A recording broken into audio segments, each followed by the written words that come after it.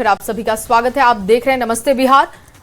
और देखिए इस वक्त की बहुत बड़ी खबर है यूपी के गाजियाबाद से, जहां खोड़ा में सूर्या चौहान हत्याकांड में पुलिस ने मुख्य आरोपी का एनकाउंटर कर दिया है। मुख्य आरोपी असद को पुलिस ने एनकाउंटर में जवाबी कार्रवाई के दौरान मार गिराया है। असद के साथ मुठभेड़ में एक सिपाही के भी घायल होने की खबर है। खोड़ा और इंदिरापुरम पुलिस के ज्वाइंट ऑपरेशन में मुख्य आरोपी असद का एनकाउंटर किया गया है। ये तस्वीर आपको दिखा रहे हैं एनकाउंटर की जगह वाली, जहां पर देखिए बाइक गिरी हुई है। बता दें कि गाजियाबाद के खोड़ा में बकरीद के दिन सूर्या चौहान की चाकू से गोद कर हत्या कर दी गई थी। पुलिस ने ताबड़तोड़ कार्रवाई करते हुए 3 आरोपियों को गिरफ्तार किया था, जबकि मुख्य आरोपी असद पुलिस की गिरफ्त से फरार चल रहा था, जिसे पुलिस ने एनकाउंटर में मार गिराया है। तो ये तस्वीर आपको दिखा रहे हैं उस एनकाउंटर स्पॉट की, जहां पर बाइक अपराधी की है, बंदूक वहां पर नजर आ रही है। इसके साथ साथ जो खोखे हैं वो भी मिले हैं यहां से। तो खोड़ा और इंदिरापुरम पुलिस का ये ज्वाइंट ऑपरेशन चला। बकरीद के दिन जिस तरीके से इस हत्याकांड को अंजाम दिया गया था, पुलिस लगातार एक्शन में दिखाई दे रही थी। इसके साथ साथ लगातार न्याय की मांग उठाई जा रही थी। और देखिए मुख्य आरोपी असद जो है एनकाउंटर में ढेर किया गया है। 3 तस्वीरें आपको दिखा रहे हैं और ये मृतक सूर्या चौहान की तस्वीर आपको दिखा रहे हैं। बकरीद के दिन चाकू मारकर जिसकी हत्या कर दी गई थी, और इसके बाद से लगातार पुलिस एक्शन में थी। और अब जो आरोपी है असद, उसका एनकाउंटर किया गया है। एनकाउंटर में उसे मार गिराया गया है। तो बड़ी सफलता है इससे मानी जाए। तुरंत एक्शन हुआ है इस पूरे मामले को लेकर, और इस पूरे मामले को लेकर के परिवार वाले न्याय की गुहार लगा रहे थे। और पुलिस के इस एक्शन से अब अपराधी, जाहिर सी बात है कि उनमें डर और दहशत जरूर होगा। ये तस्वीर हम बकरीद के दिन की दिखा रहे हैं, जहां पर देखिए मृतक सूर्या चौहान आपको नजर आ रहा होगा। ये सीसीटीवी फुटेज सामने आया था, जहां पर देखिए कैसे धक्कम धुक्की होती है। काफी संख्या है यहां पर, और उसे घेर कर चाकू मारा जाता है बकरीद के दिन, और उसकी हत्या कर दी जाती है। तो एक के बाद एक कई चाकू से वार किया जाता है। बता दें कि इस ऑपरेशन में एक सिपाही के भी घायल होने की खबर है, लेकिन इस एक्शन से अब परिवार वाले खुश हैं और संतोष जताया है।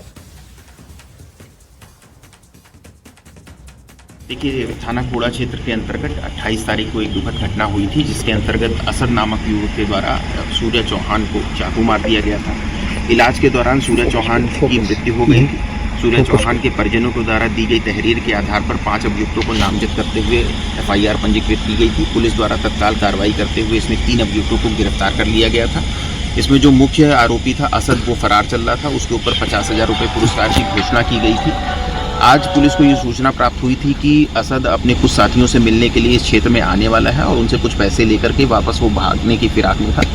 इस सूचना के आधार पर ACP इंदिरापुरम के नेतृत्व में यहाँ पर थाना खोड़ा और थाना इंदिरापुरम की टीम के द्वारा लगातार कॉम्बिंग की जा रही थी और बैरियर लगा के चेकिंग की जा रही थी।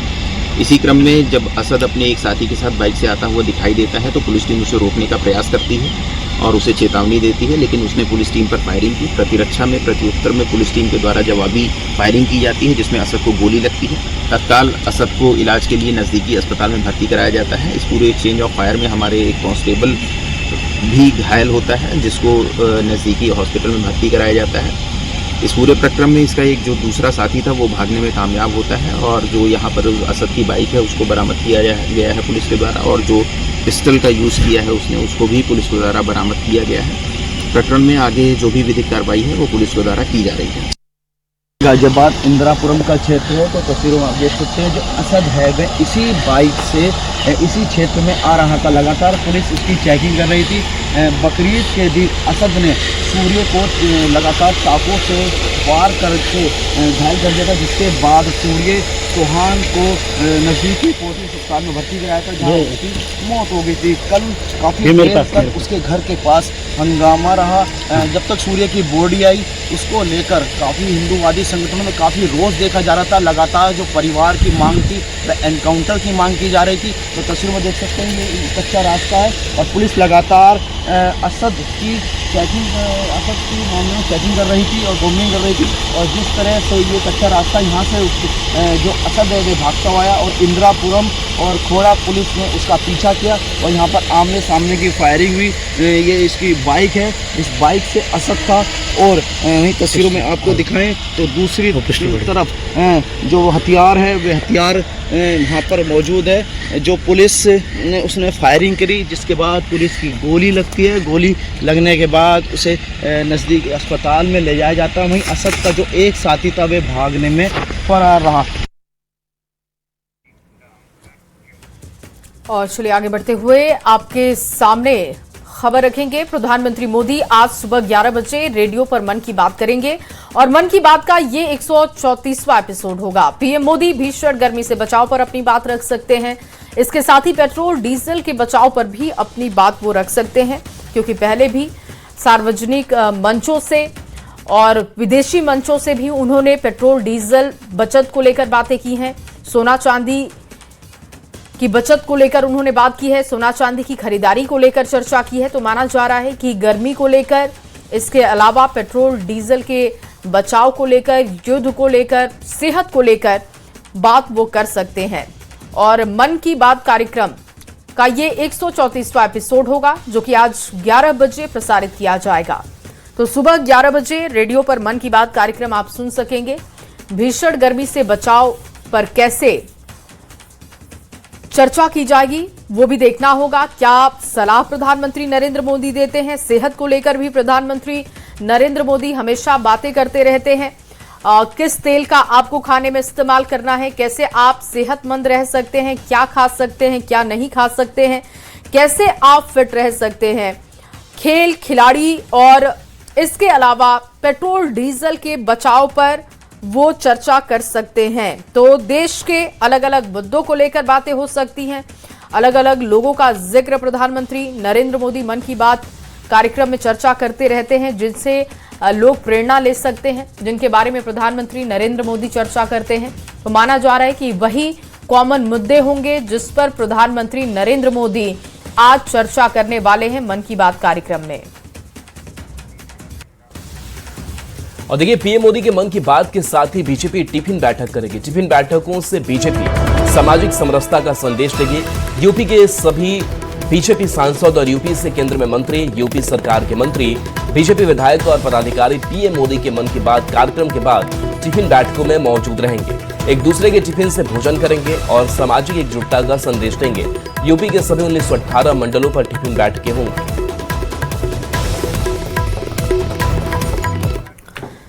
अगर आप पहाड़ों पर घूमने का मन बना रहे हैं तो आपके सामने एक तस्वीर रखने जा रहे हैं। तस्वीरें जरूर आप देख लीजिए। हिमाचल से लेकर उत्तराखंड तक टूरिस्ट प्लेस और चारधाम यात्रा मार्ग पर सैलानियों का कैसे सैलाब उमड़ रहा है वो आप इन तस्वीरों के जरिए देख सकते हैं। हर तरफ आपको भारी भीड़ दिखाई दे रही है।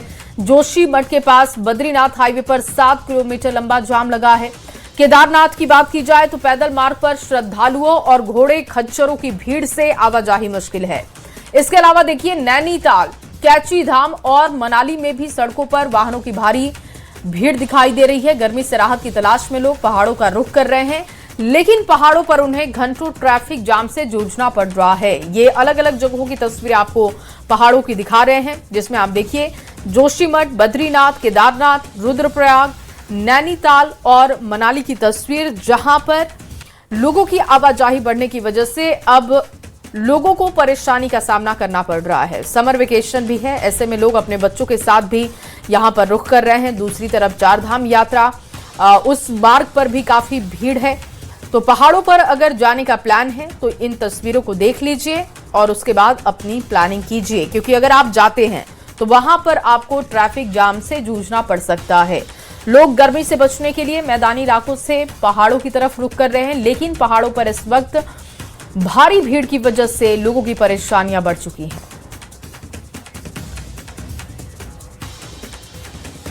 दिल्ली मेहरौली में 5 मंजिला इमारत गिरी है। मेहरौली पुलिस स्टेशन इलाके का यह मामला है। इमारत गिरने के बाद रेस्क्यू ऑपरेशन जारी है। 9 लोगों का अब तक सुरक्षित रेस्क्यू किया गया है। तो बड़ी खबर दिल्ली से, जहां मेहरौली में 5 मंजिला इमारत गिरी है। मेहरौली पुलिस स्टेशन इलाके का यह मामला है। हादसे के बाद से रेस्क्यू ऑपरेशन जारी है। 9 लोगों का अब तक सुरक्षित रेस्क्यू किया गया है। तस्वीरें आपको वहां की दिखा रहे हैं, जहां देखिए कैसे ये 5 मंजिला इमारत गिरी है और ये मलबा चारों तरफ नजर आ रहा है। मौके पर रेस्क्यू टीम मौजूद है। 9 लोगों को अब तक सुरक्षित रेस्क्यू किया गया है। कुछ लोगों के और भी यहां फंसे दबे होने की आशंका है, जिनको निकालने का काम लगातार जारी है। ये तस्वीर देख लीजिए, कैसे जो रेस्क्यू टीम है वो लगातार काम कर रही है। ये ड्रोन शॉट की तस्वीर आपने देखी, और ये तस्वीर जहां पर भारी संख्या में पुलिस जवानों के साथ साथ जो मौके पर टीम है, रेस्क्यू टीम, उनकी मौजूदगी है और लोगों को यहां से सुरक्षित निकालने की कोशिश की जा रही है। तो महरौली जहां पर बड़ा हादसा हुआ है, 5 मंजिला इमारत गिर गई। हालांकि किसी के हताहत होने की खबर अब तक नहीं है, लेकिन कुछ लोग जख्मी जरूर हुए हैं। नजदीकी अस्पताल में उन्हें भर्ती कराया गया है। 9 लोगों का अब तक सुरक्षित रेस्क्यू किया गया है। कुछ और लोगों के निकालने का सिलसिला जारी है।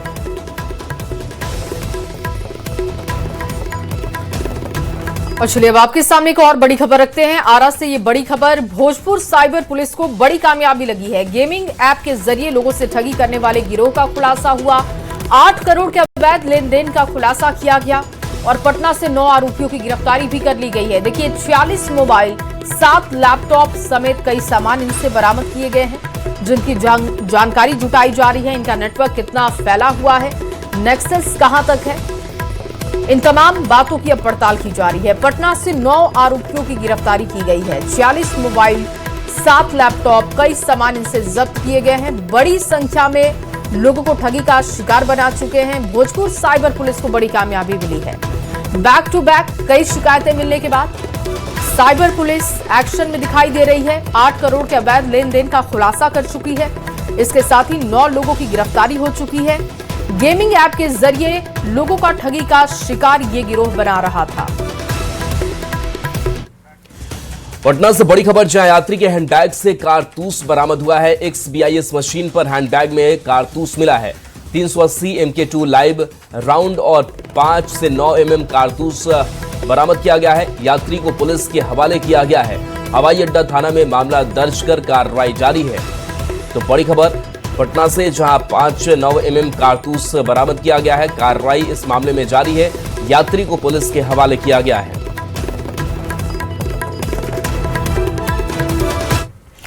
और अगली बड़ी खबर आपके सामने पटना सिटी से रख रहे हैं। बहादुरपुर थाने के हाजत से कैदी फरार हो गया है। शौच का बहाना बनाकर कैदी यहां से फरार हुआ। पुलिस को चकमा देकर थाने से कैदी फरार हो गया है। और चोरी मामले में पुलिस ने सुल्तानगंज निवासी मोहम्मद तौसीफ को गिरफ्तार किया था। फरार आरोपी की गिरफ्तारी को लेकर अब छापेमारी अभियान तेज कर दी गई है। लेकिन सवाल फिर से वही कि आखिर पुलिस कस्टडी से कैसे कैदी फरार हो गया, क्योंकि ये पहली दफा नहीं है जब पुलिस को चकमा देकर आरोपी फरार हुआ है। गिरफ्तारी को लेकर छापेमारी की जा रही है और शौच जाने का बहाना बनाकर पुलिस को चकमा देकर कैदी फरार हुआ है। बहादुरपुर थाने के हाजत से कैदी के फरार होने के बाद से सुरक्षा व्यवस्था को लेकर भी सवाल है। शौच का बहाना बनाकर कैदी फरार होता है, पुलिस को चकमा देकर थाने से कैदी आराम से फरार हो गया। और अब सवाल सुरक्षा को लेकर है कि पुलिस थानों में आखिर कैसी व्यवस्थाएं हैं कि कैदी फरार हो जाते हैं। मोहम्मद तौसीफ को चोरी के आरोप में गिरफ्तार किया गया था और अब उसके लिए देखिए एक बार फिर से टीमें गठित कर दी गई हैं उसकी गिरफ्तारी को लेकर। बहादुरपुर थाने का ये पूरा मामला है जहां पर कैदी फरार हुआ है। उसके फरार होने के बाद से छापेमारी अभियान तेज है।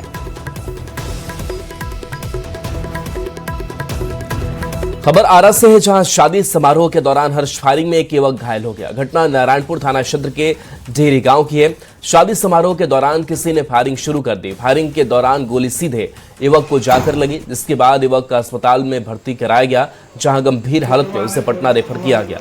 फिलहाल गोली चलाने वाले शख्स की पहचान नहीं हो सकी है। वहीं घटना की सूचना पर पहुंची पुलिस मामले की जांच में जुट गई है। क्या किया है ये हम देखे ना, ये जैसे हालत में हुआ ना, हम 10 मिनट बाद उठे ना, पूरे हालत में सुने तो हालत में सुने हम उठे, हम देखे कि क्या हुआ तो जैसे उसका नाम बोलने लगा कि चंदन को लगा, चंदन को हम देखे तो जैसे कि हमारे मामा लगते हैं, तो हम लोग देखे कि छटपटा रहे हैं, तो एक लड़का जाता था। और अगली बड़ी खबर आपके सामने मोतिहारी से रख रहे हैं, जहां एनसीबी की बड़ी कार्रवाई दिखी। 2 युवकों को गिरफ्तार किया गया है। ड्रग्स कारोबार के आरोप में गिरफ्तार किया गया। 50 लाख रुपए से ज्यादा कैश भी इनसे पुलिस ने बरामद किया। मादक पदार्थ जब्त होने की भी जानकारी है। नोट गिनने की मशीन मंगाकर कैश की गिनती करवाई गई। पानी टंकी, चांदमारी और जानपुल इलाके में ये छापेमारी की गई है। कागजी कार्रवाई में एनसीबी की टीम अब जुटी हुई है। फरार संदिग्धों की तलाश जारी है। तो 50 लाख रुपए से ज्यादा कैश बरामद पुलिस ने किया। 2 आरोपियों की गिरफ्तारी हुई है। मादक पदार्थ जब्त होने की भी सूचना है और फरार संदिग्धों की तलाश में पुलिस जुटी हुई है। एनसीबी की बड़ी कार्रवाई यहां पर दिखी। मोतिहारी से ये बड़ी जानकारी। कटिहार के मनसाही थाना क्षेत्र के सहजा गांव में एक महिला की संदिग्ध मौत हो गई। मृतका आरती देवी के परिजनों ने पति और ससुराल वालों पर गला दबाकर हत्या करने का आरोप लगाया है। घटना की सूचना मिलते ही पुलिस मौके पर पहुंची और जांच शुरू कर दी। पुलिस ने पूछताछ के लिए कुछ लोगों को हिरासत में लिया है। प्रारंभिक जांच में गला दबाकर हत्या की आशंका जताई जा रही है। हालांकि पुलिस ने जांच के बाद कार्रवाई करने की बात कही है। ये मेरा पुपेरी बहन है। हम लोग 5-6 बार यहाँ विचार करने आए। विचार करने के बाद जो है घर वाला मना करता है, आप लोग क्यों आते हैं। लड़की का सास मारती है, उसका दूल्हा मारती है और उसका बाप घर में बैठ के देखता है और उसका बाप जवाब देता है कि आप जो करना है कर लीजिए, हम रात दिन कैसे लड़ते हैं। और उसके बाद जो है लड़का सोना मांगता है कि हम 2 बेच के जुआ खेलेंगे, हम अपना कुछ भी करेंगे। उसी में समझाने आए, हम लोग को बैठने तक ने गाली गलम दे करके हम लोग को भगाया। हुआ है कि मनसाही थाना अंतर्गत सहजा गांव में एक औरत के मरने की सूचना मिली है। सूचना उसके बाद पुलिस टीम यहाँ पहुंची है। एफएसएल को भी बताया गया है, एफएसएल को बुलाया जा रहा है और उनके परिजन भी आ रहे हैं। इसके अलावा जो भी विधि सम्मत कार्रवाई होगी, उनके आवेदन के बाद विधि सम्मत कार्रवाई करते हुए हम लोग उसको आगे बढ़ाएंगे। और अगली खबर भी मोतिहारी से आपके सामने अब रखने जा रहे हैं, जहां जहरीली शराब कांड का फरार आरोपी रितेश पासवान को पुलिस ने गिरफ्तार किया है। रितेश पासवान शराब के 5 मामलों का आरोपी बताया जा रहा है। लगातार पुलिस को यह चकमा देकर फरार हो जाता था। पुलिस को कई सालों से रितेश की तलाश थी और जानकारी के मुताबिक पुलिस ने रितेश को उसके रिश्तेदार के यहां से गिरफ्तार किया है। कई मामलों का ये वांछित है। ऐसे में इससे जानकारी इन तमाम मामलों में जुटाई जा रही है। कई सालों से पुलिस को चकमा देकर फरार हो जाता था, लेकिन आखिरकार पुलिस के हाथ कामयाबी लगी। रितेश को उसके ही रिश्तेदार के यहां से गिरफ्तार किया गया।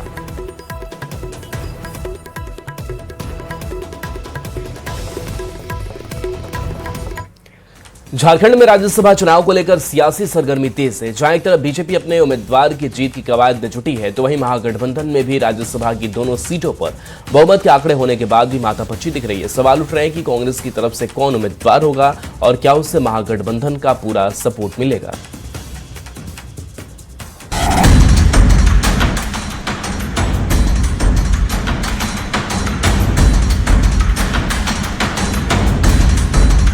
राज्यसभा चुनाव को लेकर झारखंड का सियासी पारा चढ़ा हुआ है। बीजेपी जहां एनडीए के सहयोगियों के वोटों के बाद भी बहुमत के आंकड़े से दूर है, वहीं महागठबंधन के पास बहुमत के आंकड़े के बावजूद संशय है। कांग्रेस प्रदेश प्रभारी ने शुक्रवार को सीएम से मुलाकात की थी। शनिवार को भी मुलाकात जारी रही। अब फैसला केंद्रीय नेतृत्व पर छोड़ा गया है। हालांकि कांग्रेस का दावा है कि राज्यसभा की दोनों सीट महागठबंधन के पाले में ही आएगी। तेलंगाना डिप्टी सीएम से और एक बार मुलाकात किया। स्पष्ट रूप से कहा सीएम का सोच ये है दोनों सीट गठबंधन का कैंडिडेट जीतने के लिए क्या करना, इसी बारे में मैं सोच रहा है। हमारा कांग्रेस हाईकमांड तय करेंगे कांग्रेस कैंडिडेट, उसमें कोई दुराई नहीं है। हम आगे बढ़ रहे हैं और जिस दिन वोटिंग होगा पूरे इंडिया गठबंधन के लोग एक साथ एक बार में जाकर के वोट देंगे। एक नजर डालते हैं झारखंड में महागठबंधन और एनडीए के पास मौजूद वोटों की संख्या पर। महागठबंधन के पास विधानसभा में 56 विधायक हैं। इसमें जेएमएम के 34, कांग्रेस के 16, आरजेडी के 4 और सीपीआई-एमएल के 2 विधायक शामिल हैं। यानी 2 सीट जीतने के लिए उसके पास पूरे आंकड़े हैं। वहीं एनडीए के पास मौजूदा वोट की बात करें तो बीजेपी के 21, आजसू के 1, एलजेपी रामविलास के 1 और जेडीयू के 1 वोट उसके साथ हैं। ऐसे में बीजेपी के पास 24 विधायक हैं, जो बहुमत के आंकड़े से 4 कम है। इसके अलावा जयराम महतो की JLKM के 1 वोट भी हैं। महागठबंधन में जारी बातचीत के बाद भी समाधान नहीं निकल रहा। JMM ने उम्मीद जताई है कि मीटिंग का दौर जारी है और आगे की बैठक में सब कुछ तय हो जाएगा। वहीं बीजेपी ने सीट पर दावेदारी को लेकर महागठबंधन पर तंज कसा, तो संख्या बल नहीं होने के बाद भी बीजेपी की ओर से जीत के दावे पर वित्त मंत्री ने पलटवार किया है। 4-5 दिनों के अंदर तस्वीरें स्पष्ट हो जाएंगी। कांग्रेस का दावा भी स्वाभाविक है, परंतु हमारे कार्यकर्ताओं की भावनाओं का भी ख्याल हेमंत सोरेन जी रखेंगे। भारतीय जनता पार्टी का है, हम चुनाव लड़ेंगे, पूरे दमखम से लड़ेंगे और बेहतर परिणाम के लिए लड़ेंगे। लेकिन इस गठबंधन में इतने गांठ है ना कि मुझे नहीं लगता ये सुलझने वाला है। अगर ये उम्मीदवार भी देगी ना झारखंड मुक्ति मोर्चा, तो पूरी कोशिश करेगी कि कांग्रेस का जो दूसरा उम्मीदवार है उसको उचित वोट ना मिले। जब आपके पास कुछ नहीं, यहाँ कोई अंतरात्मा नहीं होता, तो बीजेपी को तो भरोसा होगा उनके धनबल पर। झारखंड में राज्यसभा की 2 सीट का दंगल रोमांचक होता जा रहा है। JMM की नाराजगी क्या कांग्रेस को भारी पड़ेगी? कांग्रेस की 1 सीट पर जताई जा रही दावेदारी का क्या होगा? और संख्या बल नहीं होने के बाद भी बीजेपी की ओर से जीत की उम्मीद का क्या आधार है? कुछ ऐसे सवाल हैं जिनके जवाब की तलाश जारी है। न्यूज़ 18 के लिए रांची से ओम प्रकाश के साथ निरंजन सिंह और धनबाद से संजय गुप्ता की रिपोर्ट। और वहीं बीजेपी के राष्ट्रीय अध्यक्ष की कमान संभालने के बाद नितिन नवीन 6 और 7 जून को रांची आ रहे हैं। राज्यसभा सांसद प्रदीप वर्मा ने कहा कि राष्ट्रीय अध्यक्ष के 2 दिवसीय प्रस्तावित दौरे के कार्यक्रम की रूपरेखा तैयार की गई। अलग अलग क्षेत्र से जुड़े प्रबुद्ध लोगों के अलावा राज्य भर के युवाओं से वो संवाद भी करेंगे। नितिन नवीन रांची के प्रदेश कार्यालय में पार्टी के प्रदेश नेतृत्व और पदाधिकारियों के साथ अहम बैठक भी करेंगे। इसके अलावा और अपने दौरे के दूसरे दिन रजरप्पा पहुंचकर मां छिन्नमस्तिका के दर्शन पूजन कार्यक्रम में भी वो हिस्सा लेंगे। बता दें कि देश में ईंधन पर पार्टी की अपील के बाद राष्ट्रीय अध्यक्ष के काफिले को बेहद छोटा रखा गया है, साथ ही भीड़ कम जुटाने की कोशिश होगी। ये और 7 जून को माननीय राष्ट्रीय अध्यक्ष श्री नितिन नवीन जी का झारखंड दौरा प्रस्तावित हुआ है। विभिन्न स्तर के संगठनात्मक बैठकों के साथ साथ समाज के कई वर्ग के लोगों से मिलना जुलना और उसके साथ ही 2 बड़े कार्यक्रमों में उनकी भागीदारी होगी। तो युवाओं से एक संवाद का कार्यक्रम भी प्रस्तावित किया गया है। एक बड़ा युवा संवाद का कार्यक्रम भी हम आयोजित करने वाले हैं। इसमें पूरे राज्य से युवा बुलाए जाएंगे। रांची से बड़ी खबर, जहां पुलिस की दबिश कारगर दिख रही है। 3 कुख्यात अपराधी ने सरेंडर किया है। अपराधी रामदेव उरांव ने सरेंडर किया है, हथियार के साथ समर्पण किया है। कई साल से पुलिस की रडार पर था। रांची सहित कई जिले में इस पर मामले दर्ज थे। बता दें कि संगठित अपराधी गिरोह झांगुर ग्रुप का प्रमुख है रामदेव उरांव। उसके साथ ग्रुप के सदस्य प्रसाद उरांव और सुभाष उरांव ने भी सरेंडर कर दिया है।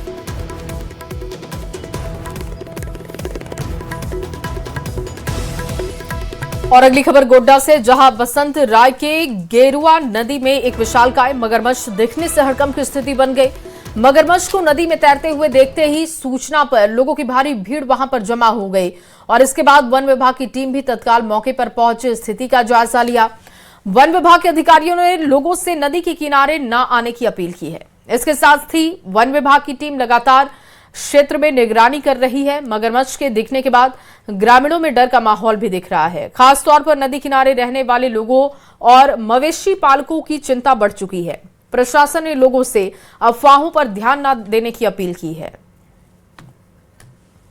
खंड के सनौर गांव के पास जो है ये करीब आधा किलोमीटर पुल जो देख रहे हैं वहाँ से आधा किलोमीटर दूर दक्षिणी क्षेत्र पर जो है सो नदी किनारे में मगरमच्छ देखा गया है। तो हम लोग वहाँ से आए तो जैसा जगह पर देखे जो फोटो दिखाया गया तो उनसे हम लोगों ने मिला कि यही वो स्थल है जहाँ पर वो मगरमच्छ मिला था। हम लोगों ने मिलान किया तो स्थल यही है। तो हम लोग गाँव वालों से जो आसपास 1-2 किलोमीटर सनौर गाँव के आगे पर चाहे चनाई चक हो या आगे हो या नदी के उस पार जो बिहार के लोग हैं जो भी इस आसपास नदी के किनारे हैं उन लोगों से अपील है वन विभाग का कि आप लोग नदी के किनारे अभी हाल फिलहाल नहीं आए।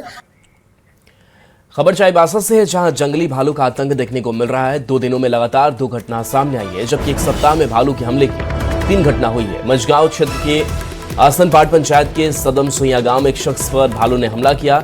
बालजोड़ी गांव के सारा सुइया टोली में महिला पर भालू ने हमला किया। इसी सप्ताह सैतवा क्षेत्र में भी एक जंगली भालू ने महिला पर हमला कर उसे गंभीर रूप से घायल कर दिया था। सभी घायलों का अस्पताल में इलाज चल रहा है।